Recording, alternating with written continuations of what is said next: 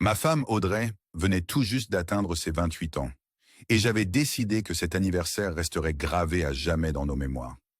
Après 3 années de mariage, avec ses hauts et ses bas, j'avais toujours pensé que nous allions bien, malgré les imperfections de la vie.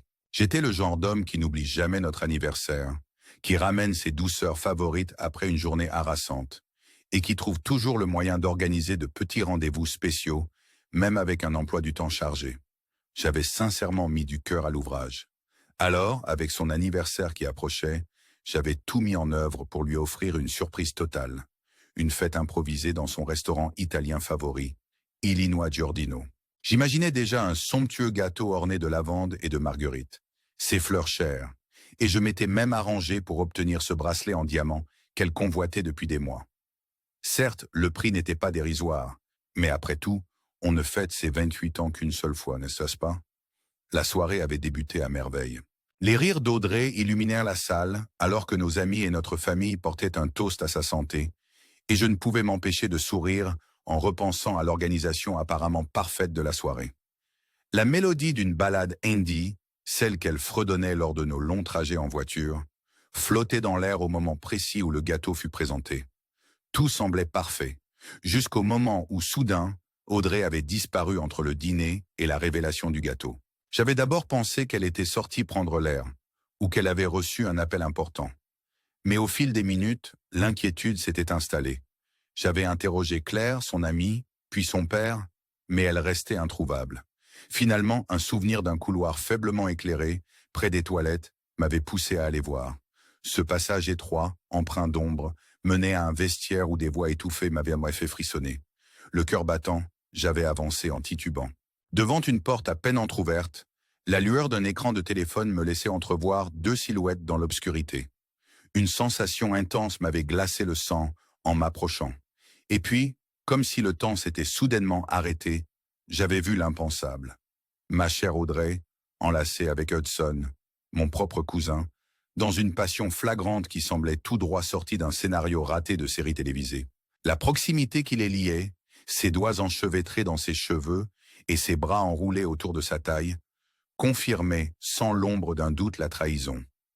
Leurs lèvres se rejoignant d'une manière indiscutable, ne laissaient place à aucune interprétation erronée.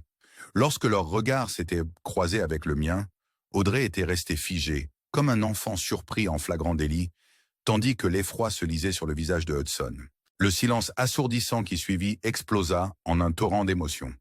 Pris d'un élan irréfléchi, je m'étais jeté sur Hudson, l'attrapant par le col et le propulsant contre le mur avec une telle violence que les vestes aux alentours se mirent à tanguer. « Pour qui te prends-tu » avais-je hurlé, la voix brisée par la colère. Audrey, suppliant d'intervenir, tentait tant bien que mal de m'expliquer que ce n'était pas ce que ça paraissait, sa voix vibrante de tremblement. Mais je n'entendais plus rien. La trahison était trop douloureuse pour être ignorée. Tu te faisais câliner par mon cousin, ici même, lors de ta fête d'anniversaire, avais-je rugi. Hudson se contenta de marmonner un « ça s'est fait tout seul », comme si cette explication pouvait effacer la douleur. La rage m'envahissait lorsque je le repoussais, et dans un ultime moment de désespoir, j'avais d'une voix tremblante déclaré « Ne rentre pas ce soir ». Chaque mot craché avec amertume était imprégné de ma douleur. La suite de la soirée devint floue. J'avais quitté la table sans un dernier adieu, incapable de comprendre comment la fête s'était transformée en cauchemar. Sans trouver la force de questionner ou même de dire au revoir à quelqu'un, j'avais saisi mes clés et pris la route, errant sans but. Finalement, je m'étais retrouvé dans un dîner ouvert 24 heures sur 24, avachi dans une banquette, un mug à moitié vide de café froid devant moi. Je regardais la pluie de condensation sur la vitre, incapable d'échapper à l'image d'Audrey, ma femme, m'ayant ainsi trahi. Et Hudson, mon cousin, celui en qui j'avais eu une confiance aveugle, me faisait sentir plus seul que jamais. Dans le sillage de cet événement, mon téléphone n'arrêtait pas de sonner, empli de messages et d'appels désespérés d'une Audrey suppliant de pouvoir tout expliquer. Je ne pouvais y répondre. Puis vint l'appel de ma mère, dont le ton mesuré laissait transparaître son désir de trouver un terrain d'entente. « Owen, que se passe-t-il » me demandait-elle, comme si j'étais la source du problème. J'avais alors révélé l'impensable. J'avais surpris Audrey avec Hudson, dans un recoin sombre d'un vestiaire jadis exploré, en toute insouciance lors d'une dégustation de vin entre amis.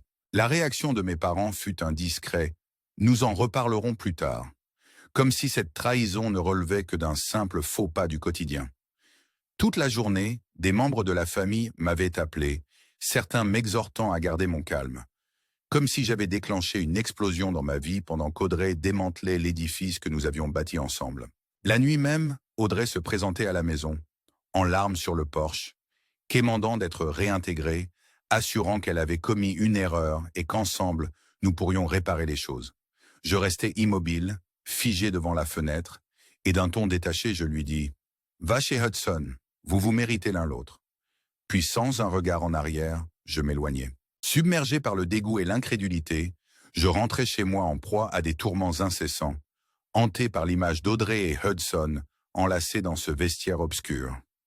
Le lendemain matin, mon téléphone s'illumina de messages et d'appels suppliant que je parle, présentant des excuses et implorant une seconde chance. J'étais incapable de répondre. Vers midi, ma mère appela de nouveau, pesant chacune de ses paroles. « Owen, que s'est-il passé entre Audrey et Hudson ?» demanda-t-elle. Je lui rappelai succinctement.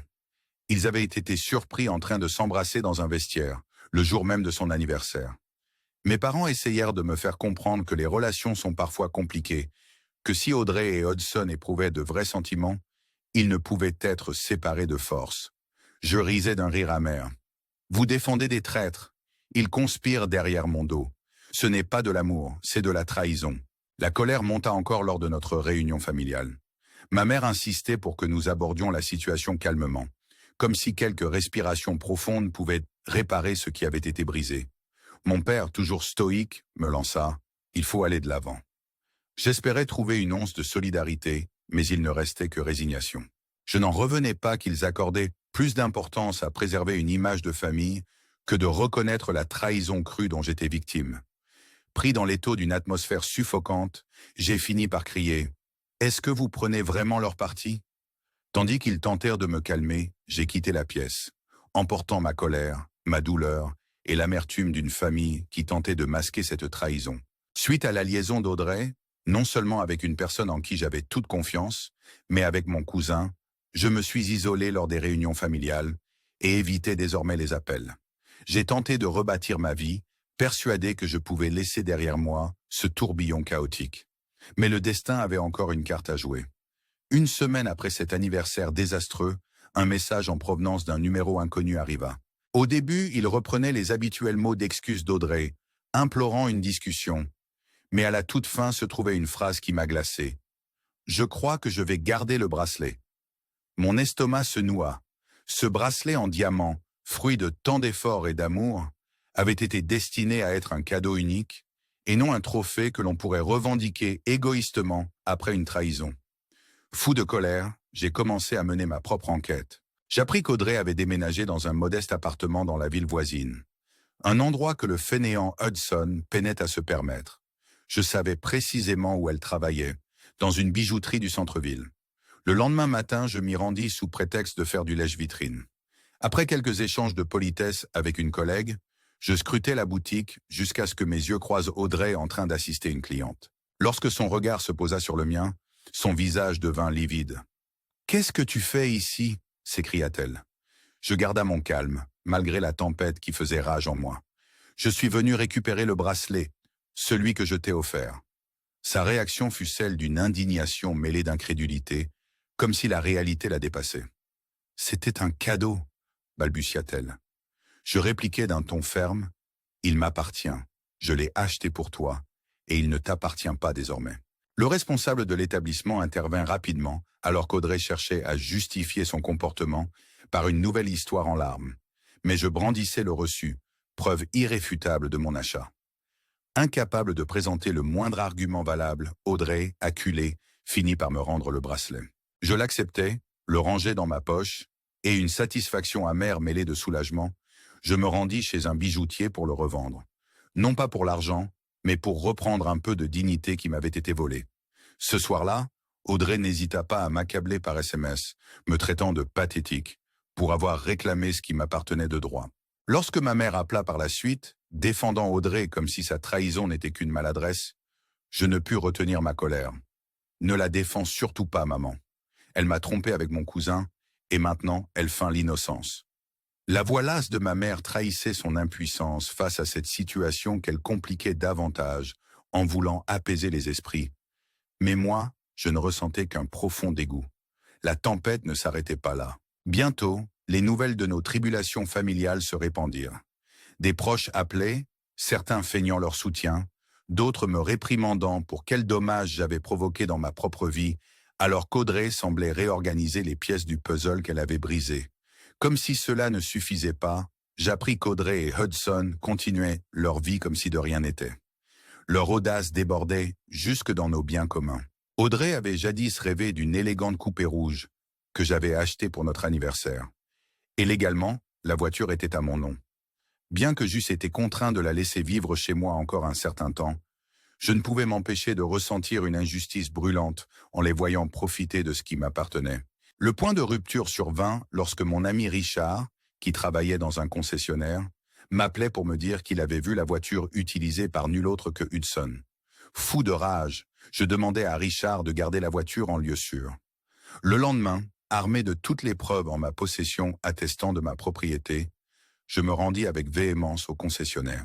La récupération des clés se fit rapidement, et dans ce moment précis, j'eus l'impression de reconquérir une part de moi-même. En repartant au volant de ma voiture, la sensation de revanche était réelle. Un rappel que jamais je ne permettrai qu'une trahison efface ma dignité.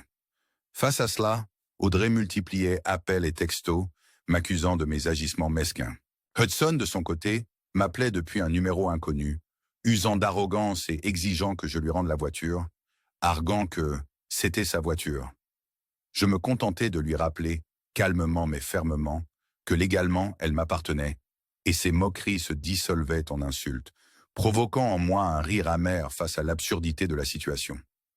Plus tard dans la soirée, ma sœur Louisa m'appela avec une nouvelle qui mêlait amusement et soulagement. « Hudson perd complètement la tête », me confia-t-elle en retenant son fou rire. Il racontait à chacun que j'avais volé la voiture, laissant tout le monde en plan. L'absurdité de l'affaire était presque comique. Malgré les tentatives de mes parents de me persuader que mes agissements n'étaient qu'un accès de rancœur, je ne voyais qu'un fait. Audrey avait manipulé la situation pour conserver le contrôle, que ce soit avec la voiture ou le bracelet, autant de trophées de sa trahison. Quand ma sœur cadette Louisa m'appela, elle fut la première à m'offrir le soutien sincère qui me faisait cruellement défaut. « Tu n'en as pas assez des drames familiaux ?» me demanda-t-elle d'un ton à la fois dur et bienveillant. Ce fut à ce moment précis que je compris que, même si mes parents préféraient apaiser Audrey et Hudson plutôt que d'affronter la vérité, au moins quelqu'un dans la famille comprenait réellement ce que je vivais. Puis vint le coup de théâtre inattendu. Malgré toutes ces justifications pathétiques, Audrey déposa une demande de pension alimentaire. Mon avocat et moi élaborâmes un dossier inattaquable. SMS, témoignages et photographies de cette fatidique soirée. Autant de preuves accablantes de son infidélité, de l'absence de toute contribution financière et du simple fait qu'elle vivait désormais avec quelqu'un qui n'était pas vraiment à la hauteur. Lors de l'audience, tandis que son avocat s'essayait à raconter une histoire de sacrifice et de perte, je présentais en silence la réalité crue. Elle avait trahi ma confiance et j'étais celui qui avait dû payer le prix fort. Le juge rejeta sa demande d'un hochement de tête exaspéré et en sortant de la salle d'audience, je ressentis plus qu'un soulagement.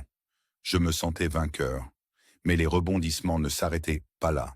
Peu de temps après, la nouvelle fit le tour de la famille.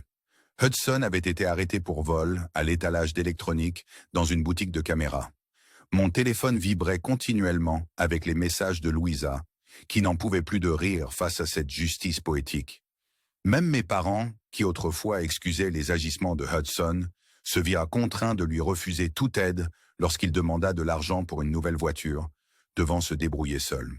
Alors que je commençais à reconstruire petit à petit ma vie, Audrey, plongée dans sa propre tragédie théâtrale, se mit à appeler tout le monde pour qu'on lui prête de l'argent pour ses frais juridiques. Mes parents, après tant d'années à la protéger, tracèrent enfin la limite. Tandis que l'arrestation de Hudson devint le sujet de potins de famille et que les explications désespérées d'Audrey s'effondraient, je repris le contrôle de ma vie. Je vendis même cette coupé rouge, symbole d'un passé douloureux, pour investir dans un nouveau camion. Un témoignage vibrant que rien ne pourra jamais me priver de ma dignité. Et juste au moment où je pensais avoir refermé ce douloureux chapitre, le destin me réserva une dernière surprise. Un appel de mon avocat m'informa que l'équipe d'avocats d'Audrey envisageait maintenant de me poursuivre en pension alimentaire. Après tout ce que j'avais vécu, après avoir vu mon anniversaire se transformer en un théâtre de l'infamie, et après avoir été privé de mes biens, qu'il s'agisse du bracelet ou de la voiture que j'avais durement acquis, l'idée était risible. Mon avocat expliqua que, bien qu'elle puisse déposer plainte, les preuves de sa trahison et son absence totale de contribution financière rendaient sa plaidoirie insupportable. Nous rassemblâmes chaque message, chaque photo de cette nuit fatidique, et lors de l'audience, face aux arguments faibles d'Audrey, le juge resta impassible avant de rejeter purement et simplement sa demande. En quittant la salle d'audience, je ressentis un mélange d'allègement et de triomphe. Quelques semaines plus tard, alors que la vie commençait enfin à reprendre un semblant d'ordre, ma sœur Louisa m'appela avec une dernière nouvelle renversante. Audrey et Hudson avaient mis fin à leur relation. Leur idylle, fondée sur le mensonge et la dissimulation, s'était effondrée sous le poids de leur duplicité. Mieux encore, lorsqu'Audrey tenta de revenir vers nos parents, ceux-ci avaient catégoriquement refusé. La famille avait enfin ouvert les yeux et cessé de cautionner cette trahison. Quant à moi, chaque fois que je vois mon camion garé devant la maison, je me rappelle qu'affirmer mes droits, même sur quelque chose d'apparemment insignifiant comme un bracelet ou une voiture, est la preuve que je refuse d'être traité en pantin. Si vous traversez une épreuve similaire, si vous subissez mensonges ou trahison de proches qui se croient tout permis, rappelez-vous ceci. Restez ferme. Exigez le respect que vous méritez et ne laissez personne vous piétiner. Pour ceux qui ont vécu des blessures comparables, partagez vos ressentis dans les commentaires ci-dessous.